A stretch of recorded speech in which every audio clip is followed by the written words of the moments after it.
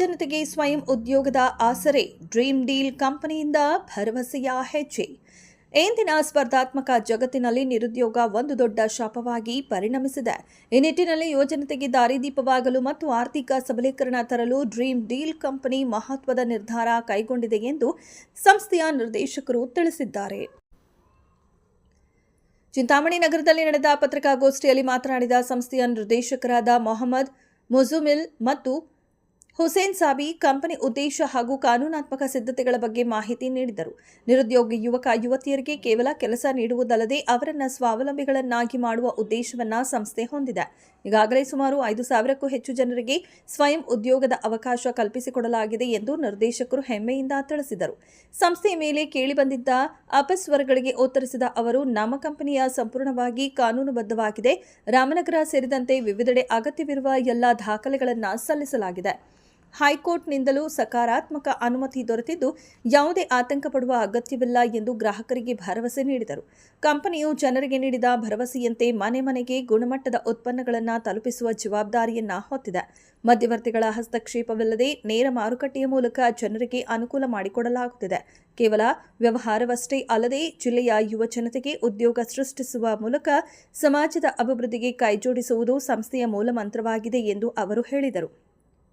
ಪತ್ರಿಕಾಗೋಷ್ಠಿಯಲ್ಲಿ ಕಂಪನಿಯ ಪ್ರಮುಖರಾದ Naveen Kumar N, Chandrashekar Reddy, Sudharani N, Deepa K, Ratnamma, Rahat Banu, Tulasi G, Narasimhamurthy, Narayanaswamy ಪ್ರವರ್ತಕರು ಹಾಗೂ ಹಿತೈಷಿಗಳು ಉಪಸ್ಥಿತರಿದ್ದರು. ಡ್ರೀಮ್ ಡೀಲ್ ಮೂಲಕ ಉದ್ಯೋಗ ಪಡೆದ ಯುವಕರು ತಮ್ಮ ಜೀವನ ಮಟ್ಟ ಸುಧಾರಿಸಿರುವ ಬಗ್ಗೆ ಹರ್ಷ ವ್ಯಕ್ತಪಡಿಸಿದರು. ನಮಸ್ಕಾರ. ಕರ್ನಾಟಕದ ಎಲ್ಲ ನಾಗರಿಕರಿಗೆ ಅದೇ ನಮ್ಮ ಡ್ರೀಮ್ ಡೀಲ್ ಸಂಸ್ಥೆಯ ಹಿರಿಯ ಕಿರಿಯರು ಎಲ್ಲರೂ ಕೂಡ ನಮ್ಮ ನಮಸ್ಕಾರಗಳು. ಇವತ್ತೇನೆಂದರೆ 5-6 ದಿನ ಹಿಂದೆ ನಮ್ಮ ಡ್ರೀಮ್ ಡೀಲ್ ಸಂಸ್ಥೆಗೆ ಕೆಲವೊಬ್ಬ ವ್ಯಕ್ತಿಗಳು ಇದರ ಪೂರ್ವಭಾವಿ ತಿಳಿದಿರ ಇವತ್ತು ಇದರ ಹಿಂದೆ ಅಪಪ್ರಚಾರ ಮಾಡಿದ್ದಾರೆ. ಇವತ್ತು ಸರ್ಕಾರ ತಕ್ಕ ಪಾಠ ಕಲಿಸಿ ನಮ್ಮ ಎಲ್ಲರ ಪರವಾಗಿ ಸರ್ಕಾರ ಇದೆ ಅನ್ನೋದನ್ನು ತೋರಿಸ್ಕೊಟ್ಟಿದೆ. ನಮ್ಮ ಬಾಬಾ ಸಾಹೇಬ್ ಅಂಬೇಡ್ಕರ್ ಒಂದು ಏನು ಸಂವಿಧಾನಬದ್ಧವಾಗಿ ನಾವು ಇದ್ದೀವಿ ಅನ್ನೋದನ್ನು ಸರ್ಕಾರ ಇವತ್ತು ನಮಗೆ ತಿಳಿಸ್ಕೊಟ್ಟಿದೆ. ಅದರಿಂದ ಪ್ರತಿಯೊಬ್ಬರು ನಾಗರಿಕರೇ ಇವತ್ತು ಡ್ರೀಮ್ ಡೀಲ್ ಸಂಸ್ಥೆ ಒಂದು ನ್ಯಾಯಪರವಾಗಿದೆ.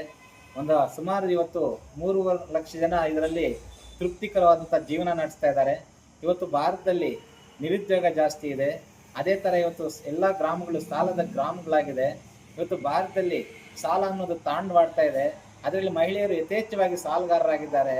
ಪ್ರತಿ EMI ವಂಚನೆಯಿಂದ ಸುಮಾರು ಜನ ಇವತ್ತು ಹೃದಯ ಹಾರ್ಟ್ ಅಟ್ಯಾಕ್ ಬರ್ತಾ ಇದೆ. ತುಂಬ ಕಂಗಾಲಾಗ್ತಾ ಇದೆ ರೈತರ ಹೆಣ್ಮಕ್ಳು, ರೈತರು ಕೂಡ. ಇವತ್ತು ರೈತರ ಮಕ್ಕಳು ಇವತ್ತು ಸಾಲಗಾರರಾಗ್ತಾ ಇದ್ದಾರೆ.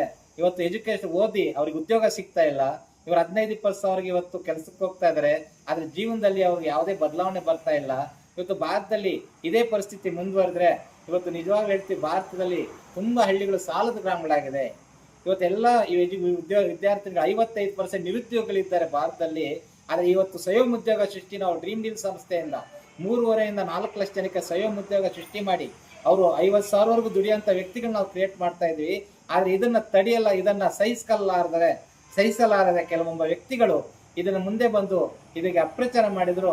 ಇವ್ರ ಮೇಲೆ ಇವತ್ತು ನಮ್ಮ ಸರ್ಕಾರ ಮೊಕದ್ದಮೆ ಹೂಡಿ ಅವರಿಗೆ ಮಾನನಷ್ಟ ಹೂಡಿದ್ದಾರೆ. ಆದರೆ ಮುಂದೆ ಇದರ ನಮ್ಮ ಡ್ರೀಮ್ ಡೀಲ್ ಸಂಸ್ಥೆ ಪ್ರತಿಯೊಬ್ಬರು ಕೂಡ ಯುವಕರು ಯುವತಿಯರು ಮುಂದೆ ಬನ್ನಿ.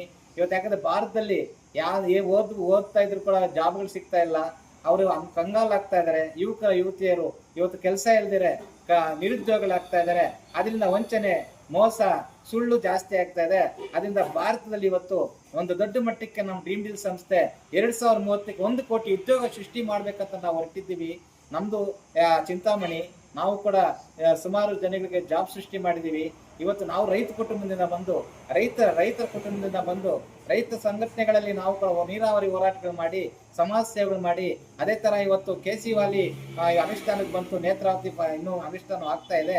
ಅದೇ ನಂಜುಂಡಸ್ವಾಮಿ ಇವತ್ತು ಏನಿದೆ ನಮ್ದು ನಂಜುಂಡಸ್ವಾಮಿ ಹಾಕೊಟ್ಟಂತ ದಾರಿಯಲ್ಲಿ ನಾವು ನಡೀತಾ ಇದ್ವಿ. ನ್ಯಾಯಯುತವಾಗಿ ನಾವು ಹೋರಾಟಗಳು ಮಾಡ್ತಾ ಇದ್ವಿ. ಇವತ್ತು ಯಾವುದೇ ಸಮಾಜದಲ್ಲಿ ಇವತ್ತು ಏನೇನು ಕಡುಕುಗಳಾಗ್ತಾ ಇದೆ, ರೈತರ ಆತ್ಮಹತ್ಯೆಗಳಾಗ್ತಾ ಇದೆ, ತಡೆಯೋದ್ರಲ್ಲಿ ಯಶಸ್ವಿ ಆಗ್ತಾ ಇದ್ದೀವಿ. ಅದೇ ತರ ಹೆಣ್ಣು ಮಕ್ಕಳು ಸಬಲೀಕರಣ ಆಗ್ಬೇಕಂತ ನಮ್ಮ ಡ್ರೀಮ್ ಡೀಲ್ ಸಂಸ್ಥೆ ಉದ್ದೇಶವಾಗಿದೆ. ಸ್ವಾಮಿನಾಥನ್ ವರದಿ ನಾವು ಅನುಷ್ಠಾನ ಬರ್ಬೇಕಂತ ಕೂಡ ನಾವು ಹೋರಾಟ ಮಾಡ್ತಾ ಇದ್ವಿ. ಆದ್ರೆ ಹೋರಾಟ ಅಂದ್ರೆ ಇವತ್ತು ಎಲ್ಲದರಲ್ಲಿ ನಾವು ಭಾಗವಹಿಸಬೇಕು. ಯಾಕಂದ್ರೆ ಭಾರತದಲ್ಲಿ ಸುಮಾರು ಕಷ್ಟಗಳು ಬರ್ತಾ ಇದೆ. ಇವತ್ತು ರೈತಗಳಿಗೆ ಬೇಕಾದಂತ ಅನುಕೂಲಗಳು ಬರ್ತಾ ಇಲ್ಲ. ರೈತರು ಆತ್ಮಹತ್ಯೆಗಳಾಗ್ತಾ ಇದೆ. ರೈತರ ಮಕ್ಕಳು ಓದ್ತಾ ಇದ್ದಾರೆ, ರೈತರ ಮಕ್ಕಳಿಗೆ ಜಾಬ್ ಸಿಗ್ತಾ ಇಲ್ಲ. ಅದೇ ನಾವು ಡ್ರೀಮ್ ಡೀಲ್ ಸಂಸ್ಥೆಯಿಂದ ಪ್ರತಿಯೊಬ್ರು ಕೂಡ ಇವರಿಗೆ 2030ಕ್ಕೆ 1 ಕೋಟಿ ಜಾಬ್ ಸೃಷ್ಟಿ ಮಾಡ್ಬೇಕಂತೇಳಿ ನಾವು ಕೆಲಸ ಮಾಡ್ತಾ ಇದ್ವಿ. ಆದ್ರೆ ಪ್ರತಿಯೊಬ್ಬರು ರೈತ ಮಕ್ಕಳೇ, ರೈತ ಹಿತಾಸಕ್ತಿಗಳೇ. ಇವತ್ತು ರೈತ ದೇಶದ ಬೆನ್ನೆಲುಬು, ರೈತ ಈ ದೇಶದ ಒಡೆಯ. ಆದ್ರೆ ಇವತ್ತು ನಮ್ಮ ಮೊಹಮ್ಮದ್ ಸುಹೇಲ್ ಸರ್ ಕೂಡ ರೈತ ಕುಟುಂಬದಿಂದ ಬಡಕುತ್ತ ಬಂದಂತ ವ್ಯಕ್ತಿನೇ. ಅವರು ಕೂಡ ಒಳ್ಳೆ ಆಲೋಚನೆಯಿಂದ ಕೆಲಸ ಮಾಡ್ತಾ ಇದ್ದಾರೆ. ಇವತ್ತು ಪ್ರತಿಯೊಬ್ಬ ರೈತ ಮಕ್ಕಳು ಕೂಡ ಇವತ್ತು ವ್ಯಾವಹಾರಿಕವಾಗಿ ನೋಡಿ, ಒಬ್ಬ ರೈತ ಮಕ್ಕಳ ಪ್ರೊಫೆಸರ್ ನಂಜುಂಡಸ್ವಾಮಿ ಕೂಡ ಇಂಜಿನಿಯರ್. ಆದ್ರೆ ರೈತರು ಅಂದ್ಮೇಲೆ ರೈತ ಕೆಲಸ ಮಾಡೋರು ರೈತರಲ್ಲ. ಒಬ್ಬ ವಿದ್ಯಾರ್ಥಿ ರೈತ ಮಕ್ಕಳೇ, ಒಬ್ಬ ಇಂಜಿನಿಯರ್ ರೈತರ ಮಕ್ಕಳೇ, ಒಬ್ಬ ಡಾಕ್ಟರ್ ರೈತರ ಮಕ್ಕಳೇ, ಒಬ್ಬ IAS IPS ಕೂಡ ಒಂದು ರೈತರ ಮಕ್ಕಳೇ. ಅರ್ಥ ಮಾಡ್ಕೊಳ್ಳಿ, ಇವತ್ತು ರೈತರ ಮಕ್ಕಳು ಓದ್ತಾ ಇದ್ದಾರೆ. ಆದ್ರೆ ಓದಕ್ ಸಕ್ಕಂತೆ ಜಾಬ್ ಸಿಗ್ತಾ ಇಲ್ಲ. ಹಾಗೆ ಕಂಗಾಲಾಗ್ತಾ ಇದಾರೆ, ದಿವಾಳಿಗಳಾಗ್ತಾ ಇದಾರೆ, ದುಶ್ಚಟಗಳಿಗೆ ಇವತ್ತು ಒಳಪಡ್ತಾ ಇದ್ದಾರೆ. ಇವತ್ತು ಸರ್ಕಾರ ಇವತ್ತು ನಾವೇನ್ ಹೇಳಿದ್ರೆ ಅದನ್ನ ನ್ಯಾಯ ಕೊಡಿಸಿದೆ, ಇವತ್ತು ನ್ಯಾಯಪರವಾಗಿದೆ. ಆದ್ರೆ ಸರ್ಕಾರ ಇನ್ನೊಂದು ಎಚ್ಚೆತ್ಕೊಳ್ಬೇಕು. ಯುವಕರು ಒಳ್ಳೆಯ ಒಂದು ಜಾಬ್ಗೆ, ಒಳ್ಳೆಯ ಒಂದು ಕೆಲಸಗಳು ಇಲ್ದಿರಾ ಇವತ್ತು ದುಶ್ಚಟಗಳಿಗೆ, ಅಫೀಮಿಗೆ, ಗಾಂಜಾ ಅಂತ ಅದಕ್ಕೆ ಮಾರೋಗ್ತಾ ಇದ್ದಾರೆ. ಅದೆಲ್ಲ ತಡೆಯೋದ್ರಲ್ಲಿ ಯಶಸ್ವಿ ಆಗ್ಬೇಕು.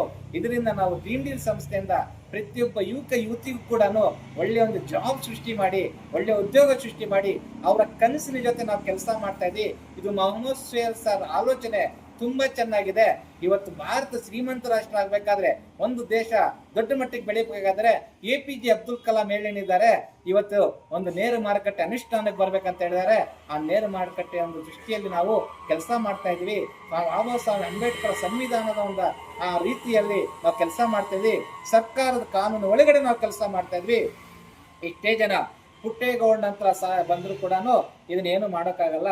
ಸಮಾಜವಾದಿಗಳಂದ್ರೆ, ನ್ಯಾಯವಾದಿಗಳಂದ್ರೆ ಸಮಾಜಕ್ಕೆ ಒಳ್ಳೇದು ಬಯಸ್ಬೇಕು, ಒಳ್ಳೆ ರೀತಿಯಲ್ಲಿ ಹೋರಾಟಗಳು ಮಾಡಬೇಕು, ಸಮಾಜದಲ್ಲಿ ಆಗ್ತಾ ಇರ್ತಕ್ಕ ಅನ್ಯಾಯಗಳನ್ನ ಎದುರಿಸೋ ಶಕ್ತಿ ಆಗಿರ್ಬೇಕು. ಇವತ್ತು 4 ಲಕ್ಷ ಜನರ ಅನ್ನ ಕಿತ್ಕೊಳ್ಳಕ್ ಬಂದಂತ ವ್ಯಕ್ತಿ ಸಮಾಜ ಸೇವಕರಲ್ಲ. ಅವ್ರ ಮನಸ್ಥಿತಿ ಸರಿ ಇಲ್ಲ. ದಯವಿಟ್ಟು ಇವತ್ತು ರೈತ ಮಕ್ಕಳೇ, ರೈತ ಮಹಿಳೆಯರೇ, ನಮ್ಮ ಡ್ರೀಮ್ ಡೀಲ್ ಸಂಸ್ಥೆಯ ಪ್ರತಿಯೊಬ್ಬರು ಕೂಡ ಗ್ರಾಹಕರೇ, ದಯವಿಟ್ಟು ಭಯ ಪಡಬೇಡಿ. ಇವತ್ತು ಸರ್ಕಾರ ನಮ್ಮ ಜೊತೆ ಇದೆ, ಸರ್ಕಾರ ಪರವ ನಾವು ಇದ್ದೀವಿ. ನಮ್ಮ ಮೊಹಮ್ಮದ್ ಸುಹೇಲ್ ಸರ್ ನಮ್ಮ ಜೊತೆ ಇದ್ದಾರೆ. ಇವತ್ತು ದೊಡ್ಡ ಮಟ್ಟಕ್ಕೆ ತಕೊಂಡು ಹೋಗೋಣ, ಭಾರತ ಶ್ರೀಮಂತ ರಾಷ್ಟ್ರ ಮಾಡೋಣ. ಭಾರತದ ನಮ್ಮ ಮಕ್ಕಳನ್ನ, ಯುವತಿಯರನ್ನ ಸ್ವಯಂ ಉದ್ಯೋಗಗಳು ಸೃಷ್ಟಿ ಮಾಡಿ ದೇಶ ಒಳ್ಳೆಯ ನಡೆಯೋಣ. ಎಲ್ಲರಿಗೂ ನಮಸ್ಕಾರ. ಜೈ ಹಿಂದ್, ಜೈ ಕರ್ನಾಟಕ, ಜೈ ಭೀಮ್. ಜೊತೆ ಎಜುಕೇಶನ್ ಕಳಲ್ಲ, ಆದ್ರೆ ಒಳ್ಳೆ ಮನಸ್ಥಿತಿ ಇರಬೇಕು. 4 ಜನಕ್ಕೆ ಒಳ್ಳೆ ಮಾಡುವಂತ ಮನಸ್ಥಿತಿ ಇರಬೇಕು. ಅವರು ಒಳ್ಳೆಯ ಬುದ್ಧಿ ಇರಬೇಕು. ಅವರ ಮನೋಭಾವ ಚೆನ್ನಾಗಿರ್ಬೇಕು ಸರ್. SLC ಇಂದ ಮೇಲೆ ಪ್ರತಿಯೊಬ್ರು ಕೂಡ ಇವತ್ತು, ಯಾಕಂದ್ರೆ ಭಾರತದಲ್ಲಿ ನಿರುದ್ಯೋಗ ತಾಂಡವಾಡ್ತಾ ಇದೆ. ನಿರುದ್ಯೋಗ ತಾಂಡವಾಡೋದ್ರಿಂದ ಪ್ರತಿಯೊಬ್ಬ ಯುವಕರು ದುಶ್ಚಟಗಳು ಒಳಪಟ್ಟು ಅವ್ರ ಕನಸು ನನಸಾಗ್ದಿರಾ ಇವತ್ತು ಎಲ್ಲಾ ಸರ್ಕಾರಿ ಅಧಿಕಾರಿಗಳು ಕೂಡ ಇವತ್ತು ಲಂಚಕ್ಕೆ ಹೋಗ್ತಾರೆ. ರೀಸನ್ ಅಷ್ಟೇ, ಅವರು ಹಾಕಿರೋ ಬಂಡವಾಳ, ಅವ್ರು ಹಾಕಿರೋ ಓದಿಗೆ ಬೆಲೆ ಇಲ್ದಿರಾ ಅವ್ರಿಗೆ ಸಂಬಳ ಕಡಿಮೆ ಕೊಟ್ಟು ಅವ್ರಿಗೆ ಯಾವುದೇ ರೀತಿಯ ಒಂದು ಅನುಕೂಲಗಳು ಮಾಡದೇ ಇರೋದ್ರಿಂದ ಪ್ರತಿಯೊಬ್ಬ ಒಳ್ಳೆ ಅಧಿಕಾರಿಗಳು ಕೂಡ ಇದಕ್ಕೆ ಮಾರೋಗ್ತಾ ಇದ್ದಾರೆ. ಇದಕ್ಕೆ ನಮ್ಮ ಸಮಾಜದ ಸ್ಥಿತಿಗತಿ ಅಂತ ಕಾರಣ ಅಂತ ಹೇಳ್ಬೋದು. ಅದರಿಂದ ನಾವು ಡ್ರೀಮ್ ಡೀಲ್ ಸಂಸ್ಥೆಯಿಂದ ಪ್ರತಿಯೊಬ್ಬ ವ್ಯಕ್ತಿಯು ಕೂಡ ಇವತ್ತು ನೋಡಿ, ಸರ್ಕಾರ ಇವತ್ತು A1 ಕಂಪ್ನಿ 46 ಲಕ್ಷ ಜನಕ್ಕೆ ರಿಜೆಕ್ಟ್ ಮಾಡಿದೆ ಕೆಲಸ ಕೊಡೋದು. ಅದೇ ತರ ಸುಜುಕಿ ಮಾರುತಿ ಕೂಡ ಕೆಲವೊಂದು ವರ್ಷಗಳಿಂದ 4 ಲಕ್ಷ ಜನಕ್ಕೆ ರಿಜೆಕ್ಟ್ ಮಾಡ್ತು. ಇವತ್ತು ಆರ್ಟಿಫಿಷಿಯಲ್ ಇಂಟೆಲಿಜೆನ್ಸ್ ಬಂದು ಇಂಜಿನಿಯರ್ ಕೂಡ ರಿಜೆಕ್ಟ್ ಆಗ್ತಾ ಇದೆ. ಇದೇ ಪರಿಸ್ಥಿತಿ ರೋಬೋಟ್ಗಳು ಬರ್ತಾ ಇದೆ. ಇದೇ ಪರಿಸ್ಥಿತಿ ಮುಂದುವರೆದ್ರೆ ಓದಿರ್ತಕ್ಕಂಥ ವ್ಯಕ್ತಿಗಳ ನಿರುದ್ಯೋಗ ಸಮಸ್ಯೆಯನ್ನು ಇವತ್ತು ನಾವು ಆಲೋಚನೆ ಮಾಡಬೇಕು. ನೇರ ಮಾರುಕಟ್ಟೆ ಅಂದ್ರೆ 2 ಕೋಟಿ ಜನ ಇವತ್ತು ಐಷಾರಾಮಿ ಜೀವನ ನಡೆಸ್ತಾ ಇದೆ ನೇರ ಮಾರುಕಟ್ಟೆಯಲ್ಲಿ. 1000 ಕೋಟಿ ಟ್ಯಾಕ್ಸ್ ಕಟ್ತಾ ಇದೆ ನೇರ ಮಾರುಕಟ್ಟೆಯಲ್ಲಿ. ಇವತ್ತು ಟಾಪ್ 10 ಕಂಪ್ನಿಗಳು ನಮ್ಮ ಇಂಡಿಯಾದಲ್ಲಿದೆ. ಅದರಲ್ಲಿ ಒಂದು ನಮ್ಮ ಡ್ರೀಮ್ ಡೀಲ್ ಸಂಸ್ಥೆ ಅಂತ ನಾವು ಹೇಳ್ಬೋದು ಸರ್. ಇವತ್ತು ಇದ್ರ ಉದ್ದೇಶ ಭಾರತದಲ್ಲಿ ಬಡತನ ಹೋಗಲಾಡಿಸ್ಬೇಕು, ನಿರುದ್ಯೋಗ ಹೋಗಲಾಡಿಸ್ಬೇಕು, ಭಾರತ ರಾಮರಾಜ್ಯ ಮಾಡಬೇಕು. ಇವತ್ತು ಏನಾಗ್ತಿದೆ ಅನ್ನೋದು ಸಮಾಜಕ್ಕೆಲ್ಲ ಗೊತ್ತಿದೆ. ಇದರಿಂದ ನಾವು ಕೂಡ ಈ ತಾಲೂಕು ಚಿಕ್ಕಬಳ್ಳಾಪುರ ಜಿಲ್ಲೆ ಚಿಂತಾಮಣಿ 30 ವರ್ಷದ ಉದ್ಯೋಗ ಮಾಡ್ತಾ, ವ್ಯಾಪಾರೀಕರ ಮಾಡ್ತಾ, ರೈತನ ಮಗನಾಗಿ ನಾನು ಕೂಡ 5,000 ಜನಕ್ಕೆ ಸ್ವಯಂ ಉದ್ಯೋಗ ಸೃಷ್ಟಿ ಮಾಡಿದ್ದೀನಿ. ಆ ಉದ್ಯೋಗದಿಂದ 5,000 ಜನ ಕೂಡ ತುಂಬಾ ಆರಾಮಾಗಿ ಕಾರ್ಗಳು ತಕೊಂತ 4 ಜನಕ್ಕೆ ಹೆಲ್ಪ್ ಮಾಡ್ತಾ, ಸಮಾಜ ಸೇವೆ ಮಾಡ್ತಾ ನಿಮ್ಗೆ 50,000 60,000 ದುಡ್ಕೊಂಡು ಆರಾಮಾಗಿದ್ದಾರೆ. ಇದು ಉದ್ಯೋಗ ಅಂದ್ರೆ, ಇದು ಸಮಾಜ ಸೇವೆ ಅಂದ್ರೆ ನನ್ನ ದೃಷ್ಟಿಯಲ್ಲಿ ಸರ್.